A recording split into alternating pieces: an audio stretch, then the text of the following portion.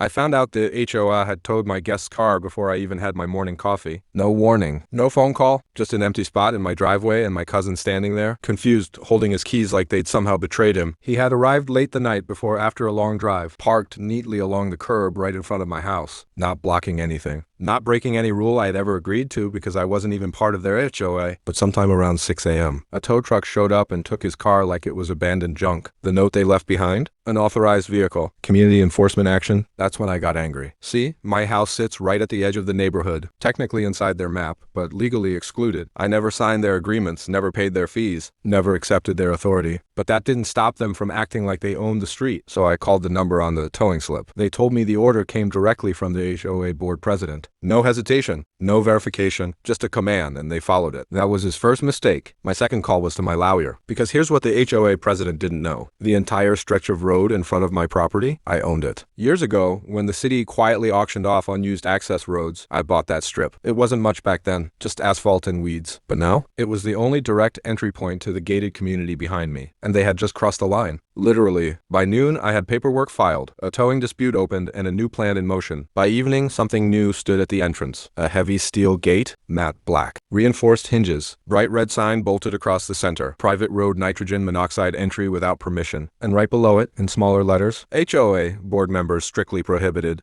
The next morning, chaos. Residents trying to leave for work. Delivery trucks stuck outside. A line of confused drivers forming before sunrise. And right in the middle of it all, the HOA president, furious, marching up to my gate like he still had authority. "You can't block access to this community," he shouted. I didn't even raise my voice. "You towed a car from private property without permission," I said. "This road is mine. You don't get access anymore." His face changed, anger turning into realization. He tried threats, lawyers, fines, enforcement. I handed him a copy of the deed and a printed incident report of the tow order with his name clearly listed. Silence. Then came the calls. Residents weren't happy. Turns out no one had been told about strict parking enforcement. No one approved towing guests, and definitely no one knew the HOA didn't actually control the road they used every single day. By the end of the week, pressure flipped. Not on me, on him. Emergency meetings, complaints, demands. 3 days later, I got a call. They would cover the towing fees, issue a formal apology, and revise their enforcement policies. All they wanted? Access restored. I waited one more day, then I opened the gate, but I left the sign up, especially the bottom line, because sometimes people need a reminder. Just because you act like you're in charge doesn't mean you actually are.